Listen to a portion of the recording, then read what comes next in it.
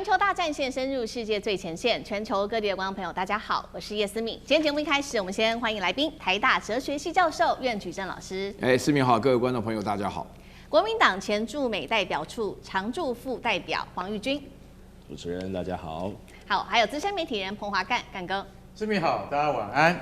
好，观众朋友，今天节目一开始特别提醒大家，帮我们节目先按赞，并且呢，在留言区可以写下"热推"2个字，或者看到热推键，先帮我们按下热推的关键钮。如果希望跟我互动的话，欢迎在这个留言区特别写下你在哪一个城市收看的，那我也会来特别做回复。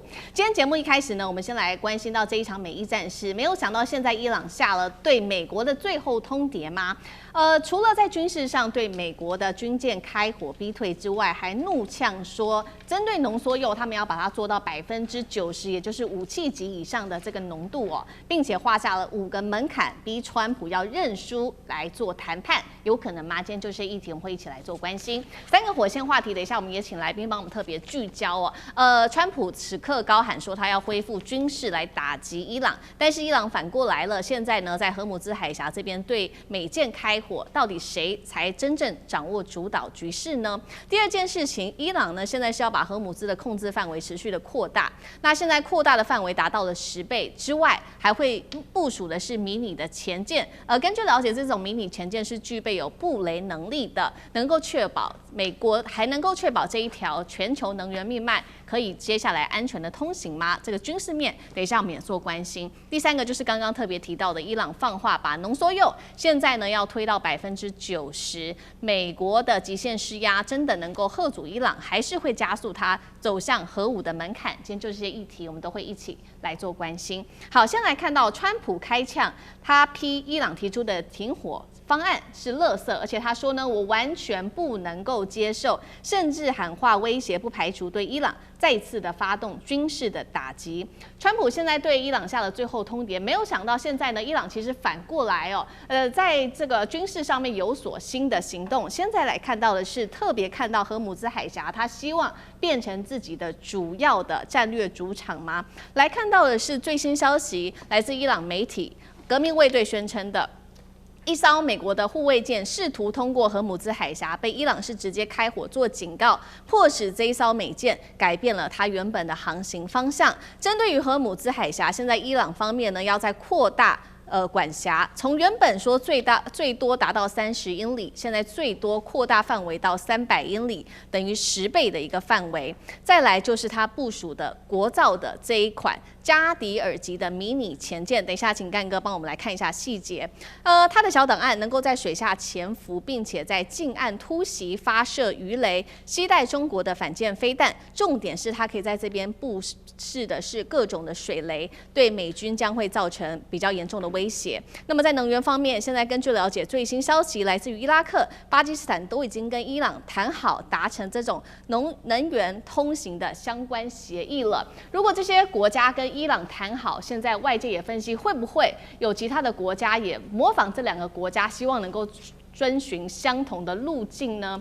那么对于美方来说，又是另外一种威胁了。所以今天节目一开始特别请教苑老师，现在呢，伊朗在对荷姆兹上面的美舰开火，并且部署这种小型的迷你前舰，把荷姆兹海峡的管控范围再一次的扩大。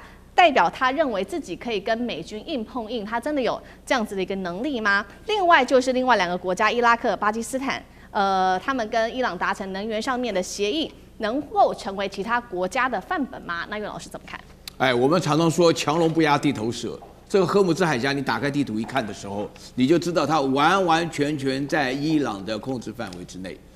这里头的话呢，刚刚听到的消息，它在控制的范围扩大10倍。原来20里到30里是指那个最尖的那个地方荷姆兹海峡跟这个离伊朗最近的那个地方接下来的话，阿联酋那边剩下了一个尖角那个扩大的话是往旁边延伸。那这里面呢有3个消息非常重要。首先第一个的话呢，这个川普一直在吹牛根本就讲赢麻了，打垮了，没有空军，没有海军，现在不得了了，你美舰过来直接打你。直接打你，就让你知道这个厉害。现在的话呢，这个川普的话呢，真的是进退两难了也不晓得该怎么办好。然后这个第2点的话呢，就是说呢，请大家注意一下这个迷你潜艇非常重要因为什么呢？这个大家知道啊，我们没有一个地区比像台湾在发展潜艇再了解。你要发展迷你潜艇，这个迷你潜艇啊是完全适合于荷姆兹海峡。荷姆兹海峡非常浅，这个潜艇叫做迷你袖珍潜艇，它放在水底下的时候。最多10个人，然后呢，它上面带了 C704的这个反舰导弹，是大陆制造的啊。那么大陆制造的飞弹早就在里头，所以我相信这个迷你潜艇的计划大概20年了。所以20年的话呢，在荷姆兹海峡的地缘关系上，又能够控制在底下的话呢，那美国船只根本不敢进来，一进来地底下被什么打掉了都不知道。那另外第3个的话呢，我觉得这里头当中，那个伊拉克跟巴基斯坦就通过了能源的这种重的。就是说是这个能源上的这个接送他们这个船舰的话呢，这里面的计划，这个计划非常重要，因为这里头讲的不是能源，重点是他们跟伊朗的关系。伊拉克本身就是什叶派的一个为主的一个国家。那另外的话呢，就是巴基斯坦原来在整个回教地区，巴基斯坦说良心话没什么油的。但是巴基斯坦的话，在这一次的话呢，就是大露其脸了，非常非常有面子，而且的话呢，第1次会谈呢，第2次会谈都考虑在这个伊斯兰马巴德来举行，也足以证明啊，巴基斯坦能够这么有底气啊，最重要的原因，它底下有一个神秘大国的支持，所以在这种情况下，巴基斯坦做的事情的话呢，会变成中东地区的一个效法的对象。所以说，如果巴基斯坦的这个取得了这个通过这个航道里面的特权的话呢，那么伊拉克啊。我觉得沙特啦、科威特啦、这个卡达啦什么的，他们都会陆陆续续跟着来进，这会扩大。为什么？因为做生意的人当然要货畅其流嘛，你都通不了海峡，那讲其他都白谈。好，所以现在这一场战争，目前我们看到伊朗它祭出的，包括了在军事战，还有呢军事的打击、军事战跟这个能源战哦。那美方呢，同样是在荷姆兹海峡，美国也有最新的动作。一般来讲，我们知道这个核潜舰。不太会浮出水面哦，通常都是隐身的。那现在比较罕见的事情是在直布罗陀海峡了，美军让他的一艘这个是弹道飞弹的核潜舰直接出现了。现在在看说，为什么要这样做？是要对这个伊朗下一下马威吗？再来就是伊朗，他也反过来说，我们浓缩铀要大幅提升了，现在浓度说要到90%这种武器等级的，做得到吗？能够造成威慑吗？那干哥有怎么看？好，美舰啊，美国的阿拉斯加号弹道飞弹潜舰出现在直布罗陀海峡。大家要知道哈，所谓弹道飞弹潜舰是一国的它的最终保障，那就是说联合国5大常任理事国中美英法俄这5个国家拥有弹道飞弹潜舰，没有第6个国家。好。那这5个国家呢？老实讲一句，这就是他们最后的一张王牌。也就是说，除非外星人打来，不然的话，面对世界上任何敌手，你都无法抵挡这5个国家的弹道飞弹潜舰。所以阿拉斯加号出现在直布罗陀，这意义很重大。为什么？因为其实直布罗陀跟那个荷姆兹海峡，它中间还隔着阿拉伯半岛，对不对？那它出现在这边的意思是告诉你说，我来了。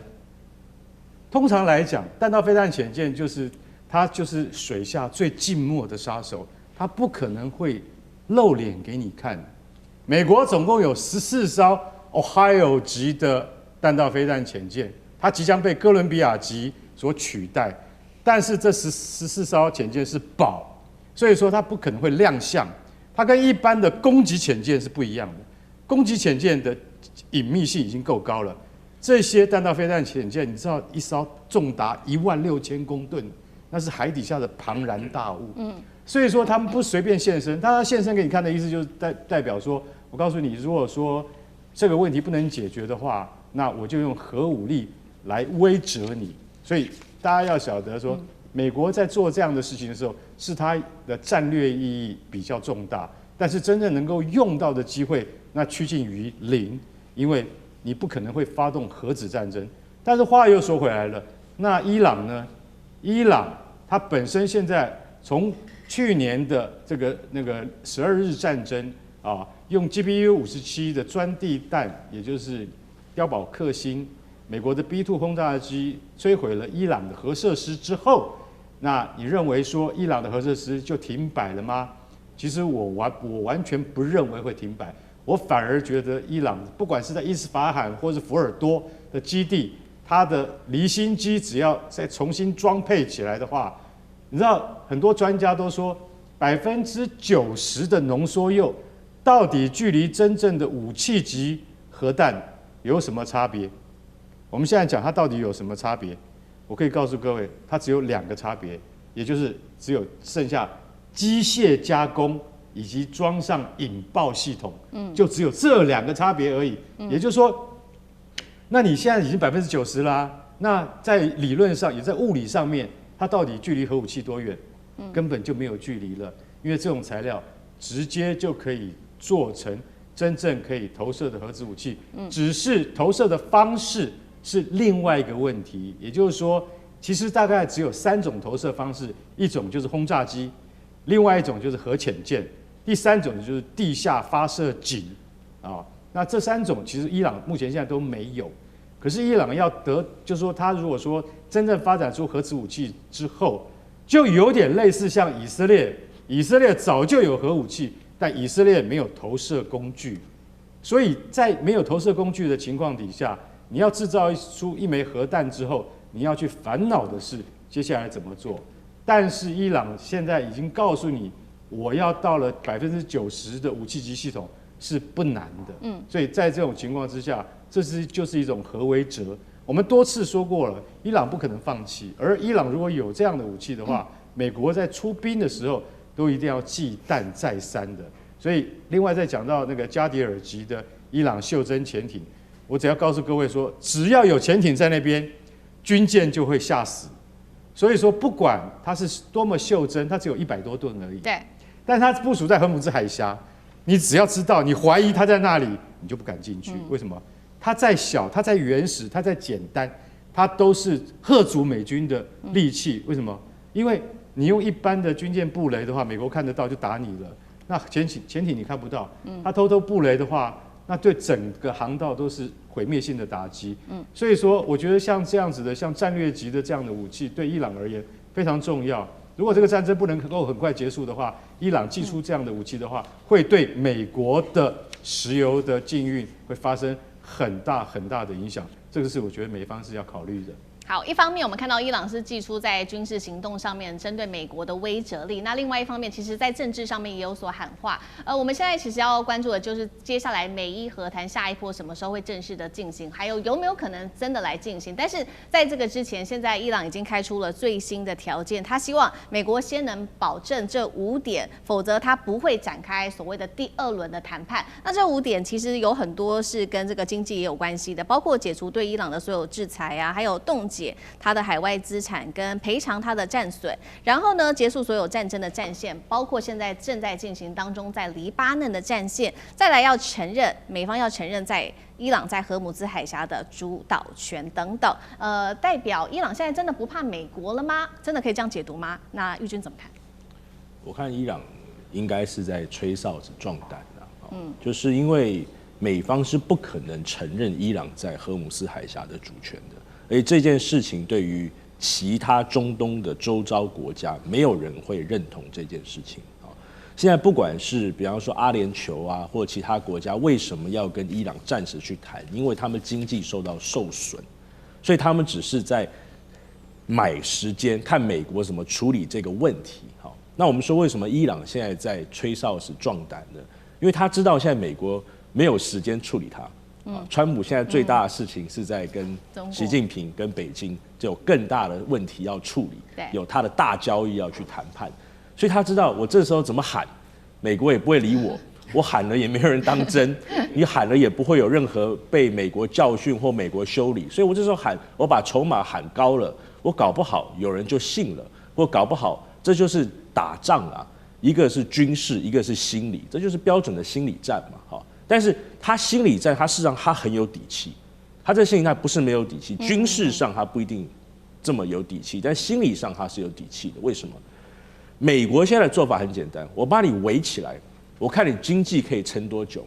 好，我川普虽然国内可能经济上很多人对我要崩盘，但是我看你撑得久还我撑得久。好，那伊朗现在的意思就是说呢，我跟你玩命，你要不要跟我玩命？那川普就觉得说，好，你是最后你是这个生存之战，那我美国，如果你把我的这个美元，就是石油美元变我生存之战的时候，我可能就对你下死手。这就是双方在喊，就是到底谁比较狠嘛。那伊朗现在底气是什么？第一个底气是他们新型领导人他们内心的阴影。就是你们当暗杀我们老一代领导人的时候，我们心里会怕，我们不愿意跟你们谈判啊。他们看到不管是自己以前的领导人，或叙利亚格达费的问题，或者是他看到金小胖每天还活得开开心心的，他们就不愿意和谈啊。他们心里不抓着这个武器，他们心里不踏实嘛。再来就是我们看到，不管是中国，不管是这个俄罗斯，不管是北韩，这个所谓的轴心，3个轴心。我们看到很多国际的报道，他们都有给伊朗一些支持嘛。那美国现在的做法一定是很简单，他把你这3个轴心一个一个拆了。他现在在中国，我们之前看到为什么普丁开始在谈可能跟乌克兰停战的问题，这一定有美国背后跟俄罗斯在谈的一些事情。那他也希望透过中国去施压北韩嘛。那最后一个就是伊朗在赌，伊朗手上真正最厉害的是经济武器。以及美国内部大概有将近快70%的人反对这场战争，或不知道为什么美国要打这场战争，他就看你美国什么时候崩盘，或看你国会能不能跟川普施压嘛。所以最后这个时间呢，到底站在谁这边？我认为最后还是会站在美国这边，因为不会只有美国的经济受到影响，而且大多数人宁可被美国控制的这个地区，而不愿意被伊朗变成一个新型的地区的霸权。好，谢谢玉君。那我们休息一下，马上回来。地缘政治、美中之争、战略价值、强权崛起、小国生存，现在与未来洞悉事件走向，掌握世界脉动，全球观点尽在环球大战线。好，再来看到的是另外一条战线，俄乌战事。这个时候，普丁他亮出他的末日飞弹。另外呢，再来看到北韩现在军援说要军援俄罗斯，总共是3万大军，有可能来压境支援吗？泽伦斯基在乌克兰的方面，这个时候爆出了内部的贪腐问题。我们今天就这些议题会一起来做关心。好，俄乌战场，我们来看到最新普丁寄出的这个是战略核威则，他在12日这一天突然间高调宣布亮出了这个末日级的武器，说在12日这一天成功试射了这个是萨尔马特的洲际弹道飞弹。普丁说这个是世界最强大的飞弹，而且俄国媒体称它叫做撒旦2号。好，性能有多强大？射程现在根据了解是35000多公里，可以携带多枚的核弹头，威力是超过西方同等级飞弹的4倍，可以突破所有的这个反飞弹的系统。那么现在这个时间亮出这样子的一个末日级的武器，大家也觉得很奇怪，因为普丁还有呢，我们看到这个川普不是都说战争已经要接近尾声了吗？为什么在此刻要亮出这款核弹呢？是要警告美国跟北约吗？那干哥怎么解读？萨尔马特洲际弹道飞弹是俄罗斯的最新款。那其实说句实在话，俄乌战争打了4年到底是什么时候才能有一个比较决定性的结果呢？普丁这时候亮出这个武器出来的战略意义究竟是什么呢？其实它很简单，它就是要告诉西方世界说，我有新武器完成了，这个叫做末日大杀器啊，这个是绝对你们想都想不到，是人类有史以来最可怕的一种毁灭性的终极武器。为什么？因为它的射程达到了35000公里。其实说句实在话，这在人类的武器数据上面可以说是第一次听到了，因为35000公里就等于绕地球1周了，地球的1周是4万，打错了再转。对，他就绕一圈了，那等于说他哪里他都打得到了。就我告诉你西方北约还有也是给川普看了，我告诉你，我有这玩意儿叫做萨尔马特，但是呢，它真正的名称叫做撒旦2号，可怕。因为前面一定有撒旦1号嘛，对不对？那所谓撒旦，其实那个就是以前俄罗斯它的制式的洲际弹道飞弹的一种昵称。以前它的最大的飞弹是 SS-22，那现在这个飞弹是 RS-28 啊。那所以说，像这样的飞弹的话，它在技术上是进步很多了。不过，我来大概简单解释一下，它为什么说是末日武器的极致，因为它最多可以带到16个弹头。什么叫做16个弹头？每一个弹头，有10万吨的广岛原子弹的那种威力的话，它可以对付16个广岛，也就是说，它可以对付16个城市。这一枚飞弹哦，也就是它是一枚飞弹飞出去以后，它是多目标就大气层重返大气层载具，它可以分离一个跑向纽约，一个跑向芝加哥，一个跑向长滩等等，就是说一枚它就可以解决16个城市。请问美国你有几个城市可以让它解决？一枚就可以做到。那一枚10万吨的黄色炸药威力的话，16个弹头就是160万吨。其实俄罗斯早在多少年前，它就有摧毁世界、摧毁全球的这个所有的目标的能力了。美国也一样，所以当时为什么会有限制战略武器谈判（SALT） 像这样的那种？因为为什么？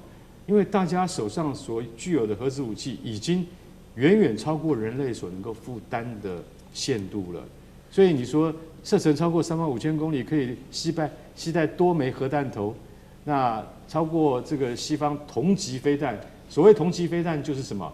就是美国的义勇兵洲际弹道飞弹系统。他说我超过你4倍，其实倍数已经完全没有意义了。为什么？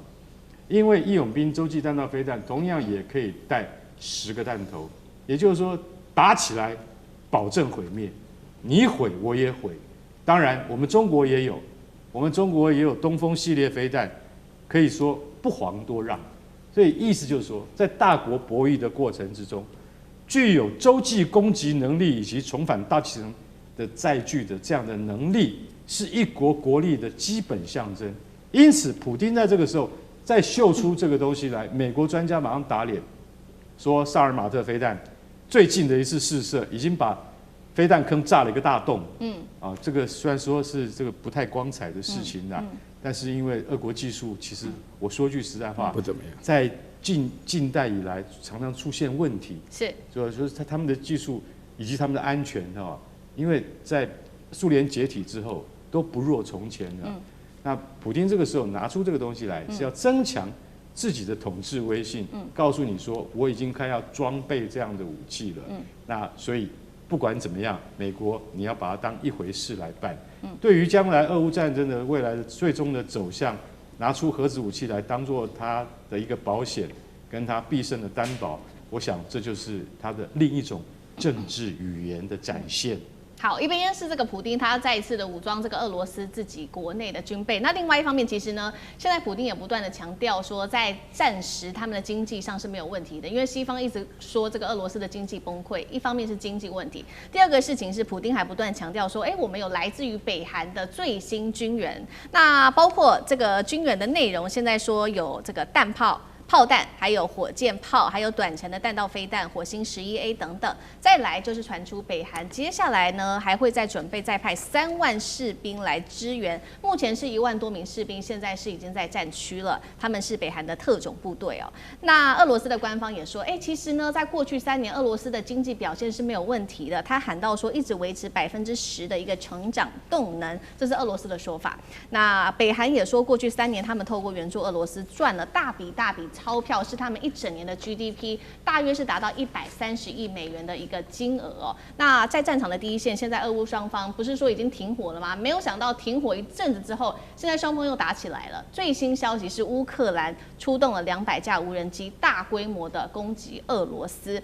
我们先看俄罗斯现有的战力跟经济状况，能够一直支持它继续的打下去吗？那玉君又怎么解读？俄罗斯的所谓的经济状况的良好，我们可以用经济学上的这个卡因斯主义的就是战时经济来看，因为它其实是一个征收型的经济啊，就是它其实不是一个自由型的经济，它所有的经济都在生产跟打仗相关的，那它并没有民间的或者是说一般的消费型的经济，所以这个经济所谓的好跟不好呢，其实看这样的数字是没有任何的意义的。好，那我们相信一般的老百姓在那边，他的生活是非常的苦的，他不管是消费啊，或者生活啊。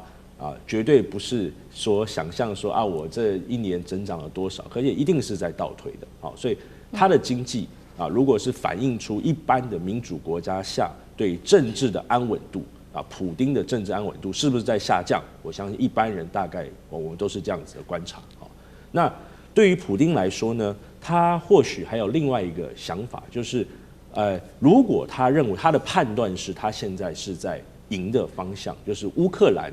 虽然还有很多的无人机，但乌克兰因为现在它的征兵有非常大的问题乌克兰现在的征兵，它的年龄不断的在上升，是甚至已经从40几岁增长，可能还要继续的往上升，所以它的这个兵源是不是有问题？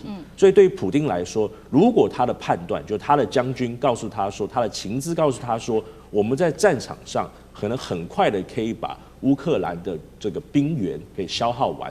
他当然会希望用和谈的方式最后解决这场战争，这对他的合法性、战争结局的合法性是最好的。那在这过程当中，你不要忘记，川普这帮测试，川普他是一个希望改变国际秩序的人，这帮人在刚上台的时候就提出了一帮要联俄制中的概念。那如果你是普丁，你还待等何时？这个时候就是很多人。一直在这个世界上讨论说，如果你是俄罗斯，你到底对于跟中国之间、跟美国之间，你更愿意跟美国合作，还是更愿意跟中方合作？这个 debate 当然是从来没有停止过，但是确实有一帮人讲说，俄罗斯他们认为自己，他们毕竟是白人，他们跟白人是同文同种，或者说他们毕竟跟黄种人是不一样。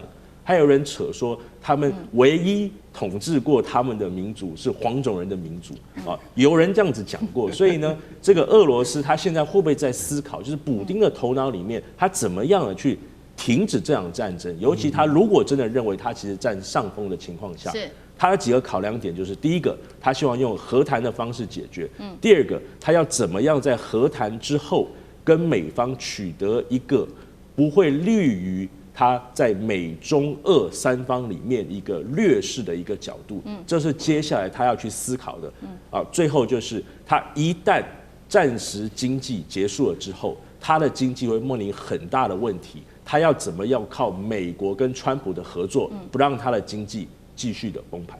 好，这个是俄罗斯方面。那刚刚其实玉君也特别帮我们提到，现在乌克兰面临的问题就是这个征兵还有兵源的问题。所以呢，现在我们看到这个乌克兰内部有关于征兵的问题还有它内部的这个人员体系的问题，我们也一起来看。因为呢，最近是爆出了他们的高层这个接连的贪腐疑云。那其实这涉及的部门非常的多，从总统核心圈的幕僚到能源部门到大型的建设等等都有。还有就是前幕僚长长期亲信的叶尔马克都卷入了1000万美元这么高的一个洗钱案，甚至有一些案子还涉及跟总统有关系那同时战场内部来看到一些警讯，就是乌克兰高度依赖的无人机作战，但是在最近呢，因为要快速动员、临时增兵等等的问题，竟然是打到了自己的友军说是误击事件。岳老师怎么看？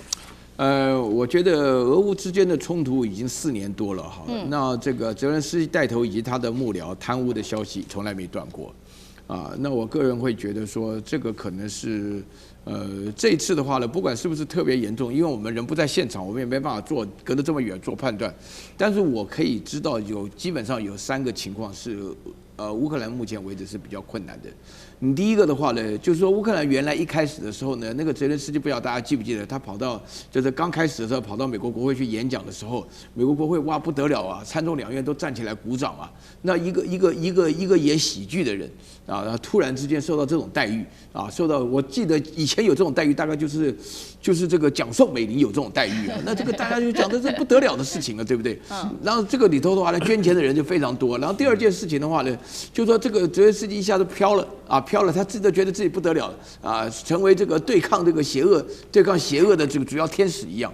那这样子的话呢，那这里面所牵涉到的权利什么的，以及那个就传出来他他的这个夫人呢，就是跑到这个巴黎去的时候，就是他在那边跟法国谈，他自己跑到那个这个巴黎的这个名牌里面去买包包嘛，这个消息也是有的嘛。然后这种情况，这个负面的消息不太好。然后第3点的话呢，我觉得这个乌克兰目前的这个情况下，确实是到了泽连斯基要准备改选了。啊，我觉得说泽连斯基如果接受这个改选，然后他选上的可能性又不是特别大，然后他底下那个接班人在伦敦当大使已经蛮久的哈，这个扎卢日内啊，已经是做了非常长期的这个原来是参谋总长的身份。那么在这种情况下呢，因为泽连斯基呢，他有前面这一段跟后面这一段，前面这一段很得意，后面这段很失意啊，所以在这种情况下，配上美国碰到了川普还要搞好长一段时间。所以我觉得他自己借这个消息的话呢，我感觉到这种说泽连斯基贪污的消息，或者说他底下收回扣的消息，底下的幕僚什么的，也就说明啊，他自己并没有被调查，这个要搞清楚哈。但是呢，他已经不是人了，原因就是因为他没有办法管好自己的首相，这个跟他要准备换人是有异曲同工之妙。就是能力不行的话，你就换下来了。好，大概是这样子。好，谢谢岳老师。那我们休息一下，马上回来。地缘政治、美中之争、战略价值、强权崛起、小国生存，现在与未来洞悉事件走向，掌握世界脉动，全球观点尽在环球大战线。好，接下来很快的哦，在本周4，也就是川普将会第2次的访中了。现在呢，媒体的资料显示，这一次第2次访中的规模会远远的不如在9年前，当时在2017年中国大陆给这个美国的规格。等一下我们会稍微看一下这个规模的细节哦。那然后呢，外媒就说，难道习近平不再仰望川普了吗？中国手上控制的包括了稀土、荷姆斯等等。那美国接下来会如何来跟中方一起做交易呢？今天就这些议题，我们会一起来做关心。习川会其实很快哦，本周4 14日正式的登场。私下层面，我们今天要来特别看到，从行程、从规模来看，外媒说已经不如2017年当时有这种帝王般的一个规格待遇了，确定不会再有，真的是这样吗？先来看一下当时2017年跟今年的规格列出来，同样两边呢都是3天2夜，只是说这一次今年哦，真的从扣掉了说这个飞机落地的时间，一直到下榻啊等等，真的有的行程其实呢只有1天半的左右的时间而已。那当时呢，其实川普到访中国大陆的时候是由习近平的夫妇一起陪同的，现在说是降为国家元首的等级的一个接待。那么再来就是在当时呢，接见的地方，包括举行晚宴的地方，是在象征皇权的紫禁城。但是这一次呢，参访的地点是天坛公园。那晚宴的地点当时也是在紫禁城，这一次则是不是在紫禁城了。我们看到美国带的企业代表当时有29人，但是现在几乎是减半，18人左右。中国当时在2017年下的订单其实是非常大的，签下了2000多亿美元的大订单。现在是说，今年恐怕难以突破当年9年前的这种大订单的规模了，是这样子吗？大陆第2次接待川普不再给帝王般的规格，怎么解读？苑老师，大家要知道哈，这个在外交的场合当中啊，这个变化是瞬息万变，就从2017年到2026年啊。中美之间的关系的变化是奇大无比，几乎没有办法相信这个形容啊！我印象中非常清楚，这个2017川普刚上任的时候啊，大家都是有一点惊讶，因为川普原来啊是以一种电视主持人的方式，然后就是用各种的情况下，那个2016年川普刚选上到2017年的时候，那正是要重新建造美国那个蓄势待发。大家记不记得那个川普一开始很听话的，都是用将军当国务卿啊，后来通通闹翻了啊，那都不晓得到了第2任都搞成这个样子。所以川普这边的话呢，他自己是制造这种结果，让中美的关系的话。2018年的5月，我印象中非常清楚，那个时候美国的副总统叫 Mark Pence。Pence 的时候呢，对这个中国讲话的时候，2018年5月，我那时候在上海听到这个演讲的全部内容，我当时听完就感觉上跟宣战一模一样。后来就开始一连串的科技战打压，然后当然了，有拜登总统的话呢，是创下有史以来美国唯一的总统，从来没有来过中国。当然，因为疫情也占了一部分的原因，但是有一部分非常重要，就是说美国在中国人心目中地位，从基本上就是说从这个仰视就是我跟你讲这个。我印象中非常强烈因为我那个时候我89年回到大陆去的时候，我家里的亲戚哇，他们一提到美国，真的是把卡利福尼亚都讲在哈利路亚了，你知道？那感觉上就是非常非常激动我跟大家强调一个重要的观念那到现在来讲的话呢，因为去年呢出现了那个劳 A 的斩杀线以后大家发觉美国第一个贫富不均第二个，在美国赚钱非常不容易第三个，美国没有医疗保险，不能去你一个牙齿坏掉，你就马上就要在流落街头，流落街头活的年龄大概不到3到6个月就这种情况。美国就是这么情况，你不能没有钱。你在美国有钱，我们只报道有钱人都是跟着。其实说句良心话，我说句良心话，这个规格各方面是不会在外交仪式，这个叫 protocol 那美国的幕僚他们之所以在讨论了很久很多人觉得说你原来在天安门你原来在紫禁城那你现在在人民大会堂吃饭感觉不一样。这个美国的所有的幕僚他们都会争执的。那美国的幕僚争执，以前我在留学的时候，那个布鲁塞尔的时候是欧盟的总部，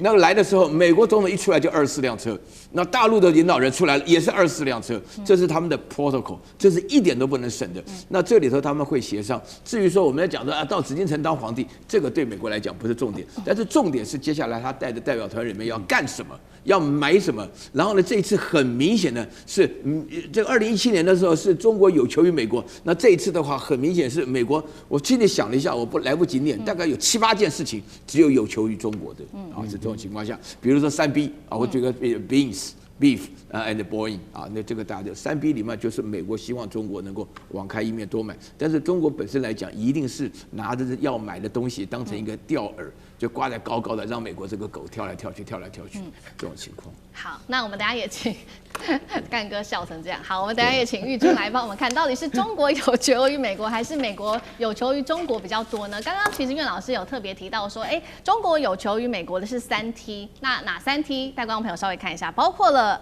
tariffs， 还有 technology 跟 Taiwan， 这当中包括了关税、科技、台湾。那美国有求于中国大陆的部分则是5B， 包括了 Boeing 这个波音飞机，还有 beef 美国的牛肉，还有 soybeans 大豆，还有就是投资委员会 Board of Investment 跟贸易委员会 Board of Trade。等一下一起来看，再来就是川普不断的强调说，我跟习近平是好朋友，他将会给我一个大大的拥抱，跟他过去这个态度上的作风完全不一样。现在到底谁比较占上风？那玉君又怎么解读？这个我们以前看一个那个康熙大帝说，这个我希望再戒500年我现在终于知道为什么帝王也有戒500年因为这2个人根本就不在同一个时空上面一个呢，他在跟2年的时间赛跑，一个是没有时间任期式的一个领导人所以呢，一个呢是在这个大交易的一个思考下，一个是在大战略的思考下你看，关税是一个5年的计划，科技是一个10年的布局，台湾是一个30年的主权。对，那川普都来想什么？川普都在想2年后的选举。对，这个刚才老师说这个 beef soybeans。这两年的大豆，对不对？他这个选举，他这个 beef 里面呢还很好笑，这个 beef 农民的想法跟这个消费者的想法还不一定是一致的。对，这还不一定搞得定。对，所以就是说，一个呢在想大交易，一个在想大棋局，所以这个2个领导人呢，在这个层次上是完全不一样的。好，那因为我觉得。这一次跟上一次有一个很大的一个不同，我们从数字上来看的话，这8年中国对美国的出口下降了将近6%，从大概20%降到现在不到14%，就是整体的调整，就是这个是对于中国来说是一个非常大的体质的上面的转变。而且它的国内的经济体有没有实质的改变呢？那我们看了很多数字也很难有个定论啦。就是说，因为你看一些中文的一些报道跟美国的报道不太一样。那美国的报道，因为很多人已经讲了20年中国的经济要崩盘嘛，那中国很多报道说他们中国内部的经济其实越来越好的趋势啊。那这个我不太清楚。那只是就是说，你看到就是稀土确实是中国掐住美国一个咽喉点，而且是非常大的一个咽喉点啊。那你换另外一个方向看，这个咽喉点确实是中国手上的一张王牌。那你从这个结构性的问题跟有效性的问题两个去看的话，那从台湾的角度来看，我们应该要担心什么呢？第一个是到底谁需要谁更多？是美方需要中方更多，还是中方需要美方更多？这是一个层次。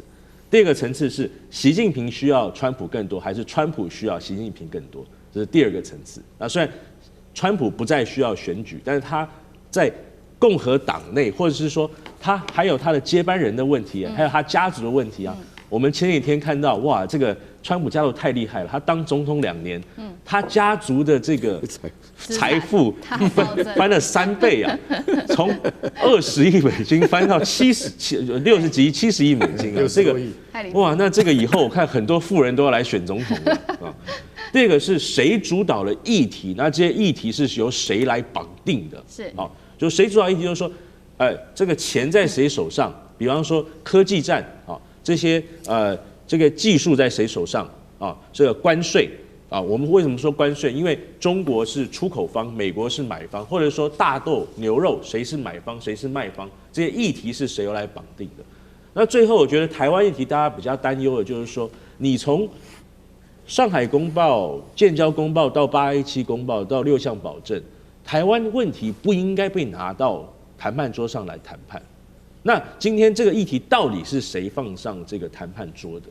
是说美方提上来的，然后中方就干脆回应了，还是中方提上来的，还是中方只是讲说我不要讲武器问题，但是我不讲其他台湾问题？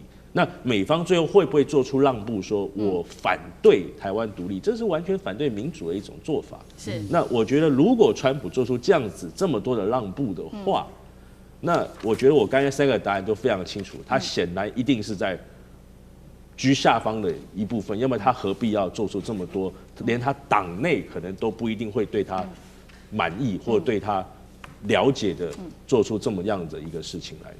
好，同样的问题也特别请教干哥，就是说谁比较需要谁多一些，那谁更胜一些些？刚刚玉君也帮我们提到，一边是大棋局，那一边是关乎很快的就自己的选情，那干哥又怎么看？好，你看，如果说如果中国人自己讲说，习近平也有荷姆兹海峡，讲这句话的话，是中国人自己讲的话，对，那就是什么？那就是自夸嘛，对不对？对，不是，这个是 BBC 报道的。其实这个是来自哪里的？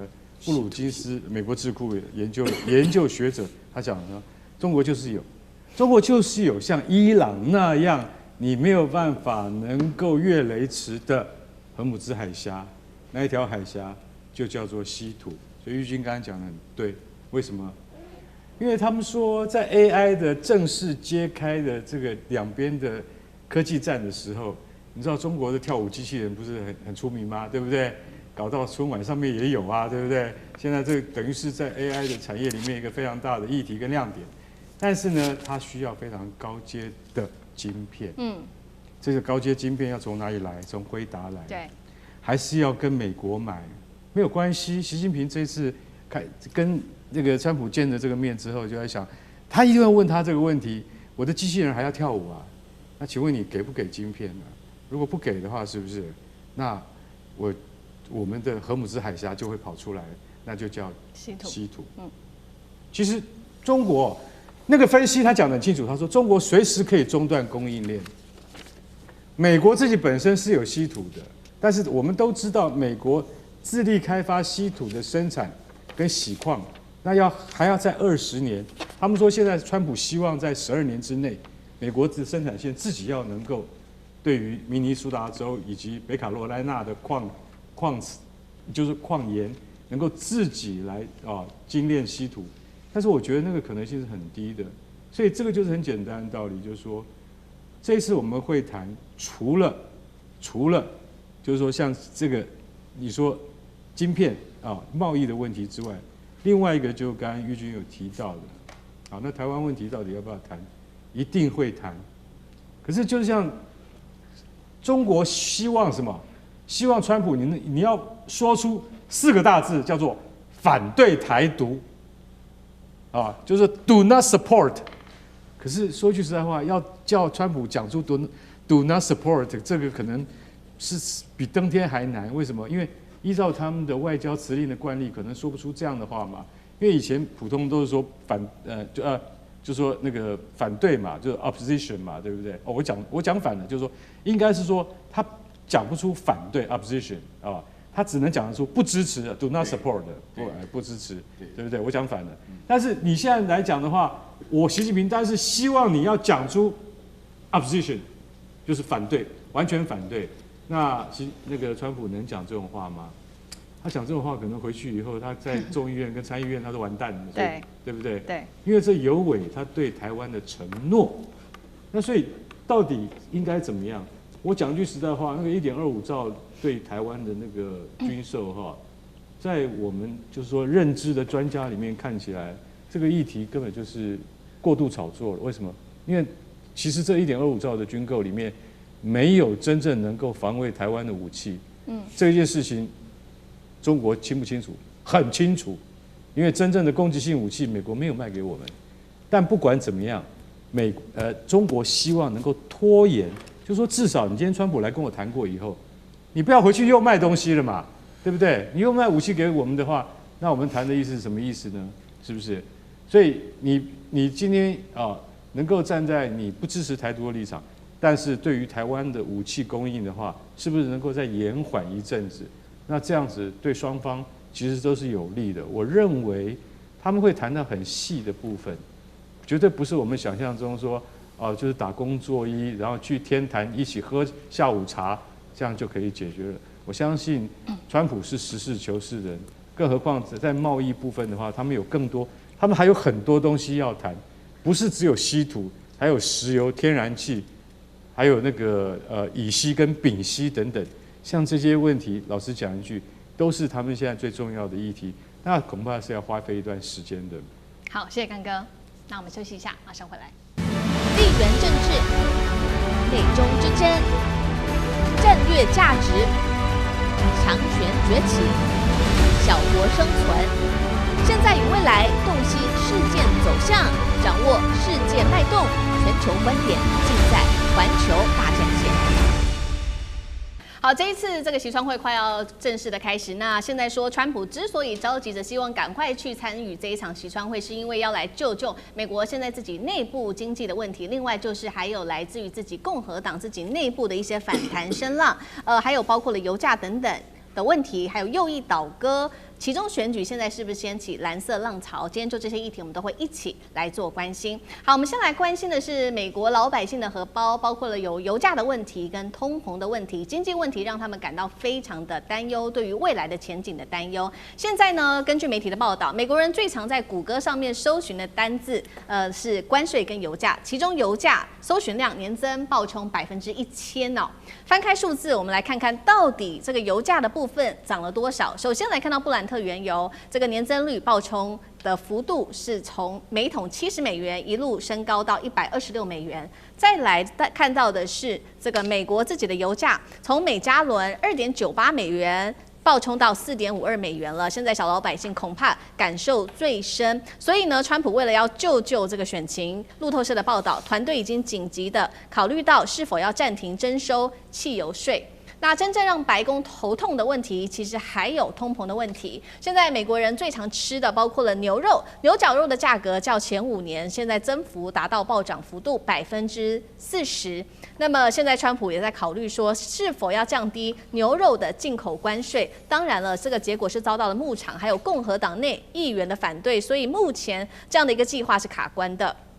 那我们也来看到美国 CPI 的部分，现在来到了年增率来到了3.8%，远远超过预期。现在市场也预期说，联准会恐怕会在明年3月前就会重启升息的动作。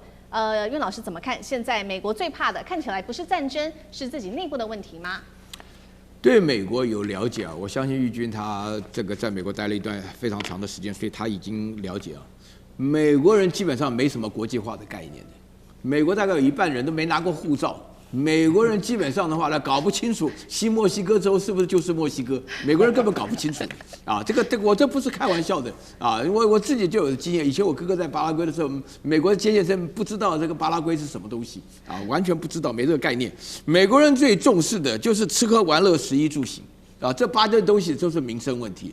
美国人的话呢，我跟你讲啊，在美国我第一次到美国去的时候啊，是1988年的时候，那个时候在美国的时候，我对美国真的是非常羡慕。美国人开车啊的那个油之便宜啊。啊，那个美国开车就是1块钱、2块钱，这加油的时候，就是随便拿几张钞票加的满满的之后，美国一开车就是开700-800公里的，那很正常啊。那我相信思敏也这个知道我在讲都真的，就是美国人开车从来没有考虑过油的。那你现在看到啊，美国人不一定考虑战争啊，美国人搞不清楚战争，只要因为美国人没有被侵略的可能性。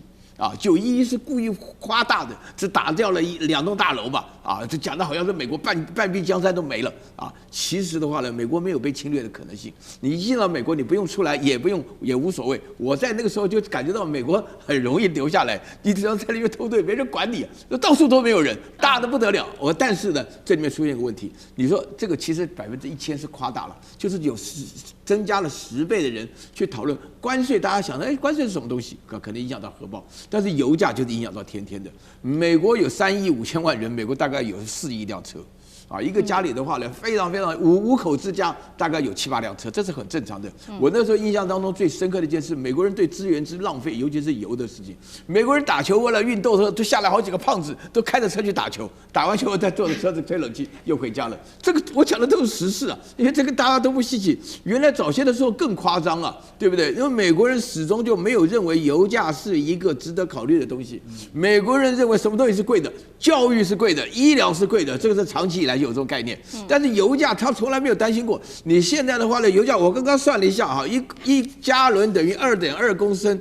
你刚刚讲到那个4块半的那个油的话呢，算起来1公升台币是63.69元的。我刚刚才加完油啊，我们这边加1公升油是33块台币啊，它是69，2倍多啊。你开玩笑，美国原来是便宜，美国原来加油大概就10块台币啊，我们在20-30的时候，那现在突然涨了2-3倍，你知道这个对美国来讲的话，他没有这个习惯，由俭入奢易，由奢入俭难啊，美国人面临了很大的生存危机啊，这个不是满意不满意的问题啊，这个难怪有很多人都认为美国走在错误的方向上啊，因为美国以原有的优势根本就没有问题啊，现在川普搞这件事情乱七八糟的，还要在护照上贴他的照片，那不得了了，我告诉你。好。那我们看到这个经济跟民生的问题，会不会接下来影响到连带的？当然是川普自己内部的民调，所以我们也来看到目前对于川普还有这个共和党，它的压力有多大？最新的民调是来自于多家的权威机构做的。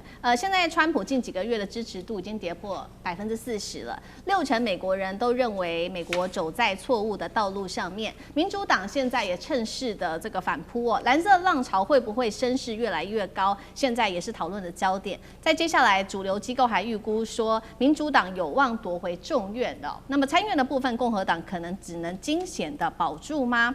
再来，值得关注的是，国会内部正在掀起的这个是退休潮哦。目前60名参众议员宣布不会再寻求连任，数字创下本世纪最高。其中众院共和党30人已经决定要宣布退休。玉君怎么看这个现象？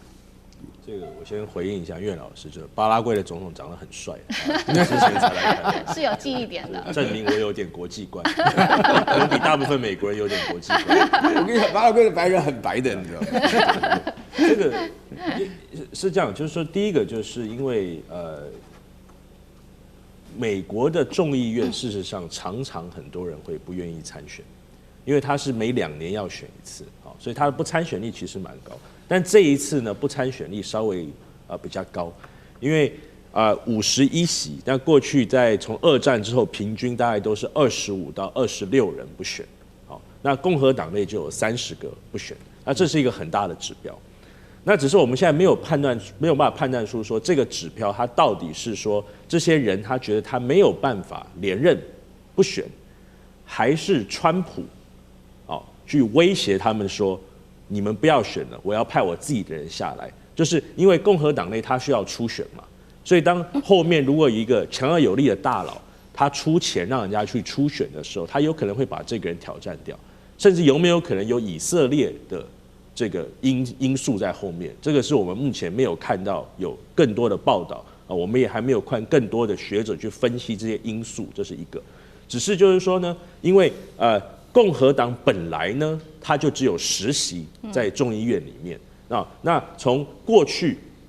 平均呢，我们再看这个所谓的 midterm election， 它大概都20几席的这个 swing， 所以看起来共和党本来要 maintain 这个本来就比较困难啊，这是一个。那我们如果看一些民调数字来看，所谓国家方向，有60%的人认为现在的国家方向是错的。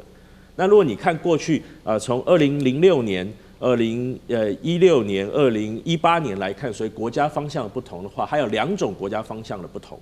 一种国家方向不同是，我投你是因为我希望你做 A， 但你做了 B， 这是小布希的方式。我希望你看国内民生，但你跑去打伊拉克，我对你不同。这比较像是川普现在的问题。我要你看国内民生，就你跑去搞伊朗。